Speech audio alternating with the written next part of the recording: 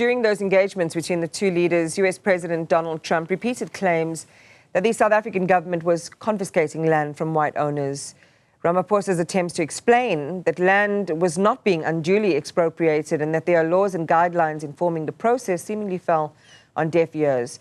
Was this enough to contextualize South Africa's land reform laws? We explore that now with the Director of Land Reform at Werksmans Attorneys, Bulelwa Mabasa.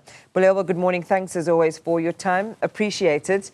Did President Ramaphosa underestimate the risk of public confrontation with President Trump over land reform? Was he adequately prepared to refute the white genocide narrative in real time? Look, I think hindsight is always something of somewhat of an advantage. So things always seem like you could have done better, after the fact. But I think what's important here is that Trump has always been Trump, and his message has been known to us since February when he started tweeting about this issue.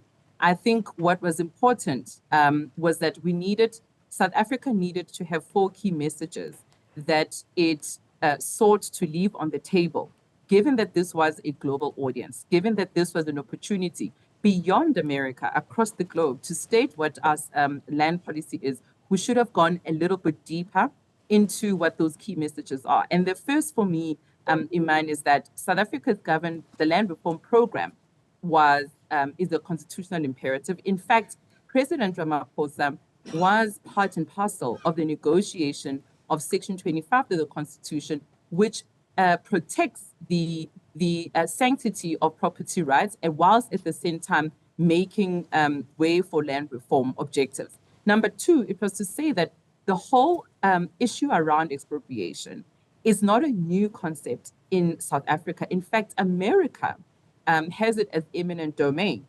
It was an opportunity for the South African delegation to say to Mr. Trump that eminent domain is exactly what expropriation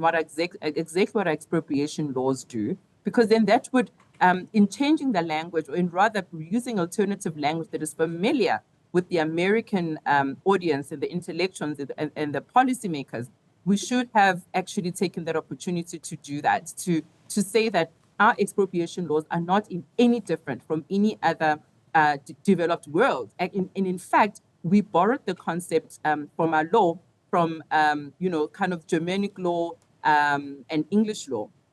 Thirdly, what was very important was to say every day in South Africa, we are confronted with land transfers that are happening very peacefully. We have a restitution program where people that have claimed land claim land, and land is transferred from landowners to land claimants. And this program has been there since 1994. And it's actually the biggest restitution program in the world. And so these are some of the things that should have been put on the table before as openings remarks, so that it was going to crystallize and actually sanitize the whole mood around land confiscations. And I think finally, it was to say that expropriation is only but one of a factor in our land reform policy, whereas the bulk of the land reform policy is around restitution, is around land redistribution, and it's around land tenure. And I think a little bit of the historical kind of journey that we've had with land reform was critical, to say it actually doesn't even start 100 years ago with the Natives Land Act. Land confiscations were in fact meted by the colonial powers as early as in the 1800s. And so that historical journey through which, taking them through the exposition of land and the historical context was going to be extremely important, because throughout South African history, the issue around land ownership is the very bedrock on which South Africa was born, whether that was during the Anglo War and so forth. So I think those key messages should have been front and center. And another argument could be... Just hang on, Bulelwa, before you go back, I just want to come in on a few things that you're saying. And you lay out quite a clear case. Some might argue, and some people have, that Trump has a short attention span. There wouldn't have been time for a long submission. But, again, to support the point that you're just making, those could have been, placed in summary key messages, maybe 5 or 6, and rinsed and repeated for him, because it seems to be what he responds to. Do you think then that this panel, the selection of the group that ultimately ended up going to share South Africa's perspective, was adequately prepared? Should there have been a great deal more preparation in anticipation of what he has already said, which would have set the scene, and in anticipation of what he ultimately ended up saying yesterday? I think it would be unfair for us to make an assessment on their preparation, given that there's now this closed meeting, and maybe that's where the technical information is going to be shared. But I do think that in the preparation should have been, at least someone who is of a policymaker to back the president. Because yes, he's the president, he's the figurehead, but in some of the technical issues and in my interest area, which is land reform, you needed somebody who is a key person when it comes to policymaking. The statement made, for example, by the trade union leader that our expropriation policy is willing buyer, willing seller was just completely inaccurate. Because we've just had the expropriation law that has been made law recently that makes provision for just and equitable compensation, and certainly not willing buyer, willing seller. Those are kind of the issues that lead me to believe that it was a kind of a freestyled.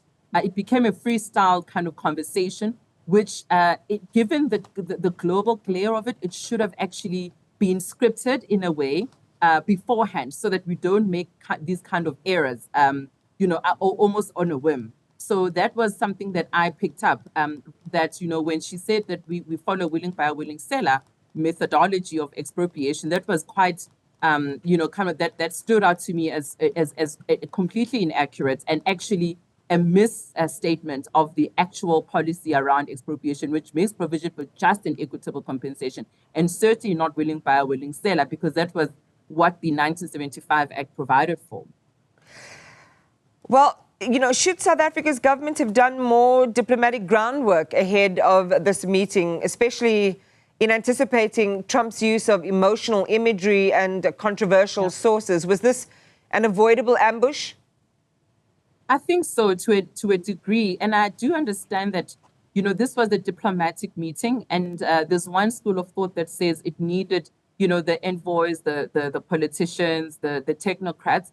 But I think it's also, if you can have, people that are from outside government, like, the Johan Ruperts and so forth, there was an opportunity to bring in voices of policymakers that are in the throes of policy developments, whether we're talking about organized labor and so forth. But maybe this is also a lesson to say, our society, South African society, is rich enough to include voices that are perhaps outside of government, outside of the golfers and, the huge business people, that you do have people from NGOs, from NPOs that are dealing, on the ground with issues, whether we're speaking land reform or jobs, that it would have been a great opportunity for other voices that are, directly grappling with these issues to be around the table. And of course, I don't know whether or not they have, other voices that are going to be participating in more the closed meetings. But I certainly saw the absence rather of experts in those fields in that meeting. My sense is, just given the diversity of views around this, Bulelwa, that we almost need to, again, repackage and spell out on a factual basis what land reform entails in South Africa. And that needs to be a message that needs to be disseminated far and wide to reinforce the education around exactly what it entails and what the Constitution provides for, and maybe even to spell out some of those divergencies in how people interpret it. But Ramaphosa invoked Nelson Mandela and brought, as we saw in the room yesterday, prominent white South Africans with him to the meeting. Was this soft diplomacy an effective counter to hard accusations, or was it too symbolic in the face of a very charged strategic narrative from Trump? Yeah, the invoking of Nelson Mandela could be seen in two ways. One is that, the Nelson Mandela's message of reconciliation cannot be weaponized against the real issues of Black anger or joblessness and inequality and poverty on one hand. And I think there's a lot of that groundswell that says, we have to have peace because Nelson Mandela told us to have peace. But in order to have peace, we also need to have equality. And I think that's where the transformation agenda of South Africa as a whole needed to come through to say, this country must transform. We're dealing with the most unequal country in the world, and the land issue is central to that. And I just didn't feel like that came through, as eloquently as it should have, regardless of the other voices in the room. Yes, on the other hand, you can say that it did, in a way, contribute to the reconciliatory message of saying, South Africa is not just this country of vicious people that are, kind of exterminating a minority group. Yeah. The presence of the golfers and Johan Rupert did, I think, go a long way into kind of, distilling that notion that we are a united country despite the differences. But I think we've got to be careful with the notion that South Africa's transformation agenda must be put aside in order to kind of make way for interests that are beyond our sovereignty. There was that highly charged moment, Bulelwa, when President Trump showed the video of Julius Malema, the leader of the EFF, singing Kill the Boer. Do you believe that our President Ramaphosa, did enough to distinguish the views of which, from an American perspective, would be political extremists, separate those views from government policy in a way that would have resonance with an international audience? I think he did fairly well in that regard. And I think Steenhuisen, kind of, descended onto the forum to point out the views as being, minority views and extreme views. But I think what really came through for me more than just the issue around the extremist views was the conversation then became about murder. That we don't just, there's not just the murder of Afrikaners, there's the murder of everyone. I think in an opportunity like that, you want to almost come away with saying, yes, South Africa has a crime issue, but South Africa is a peaceful country. We're not a war zone.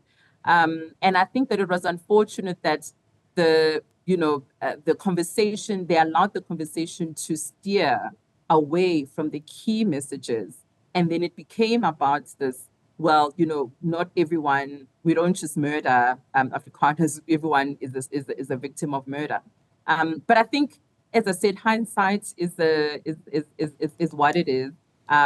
Moving away from, thinking about and reflecting upon what happened yesterday, I think worse could have happened. But I do think that we could have done more in terms of deciding prior to entering that room what messages we wanted to leave about our country, and certainly about our land reform policy. And I don't believe that was achieved.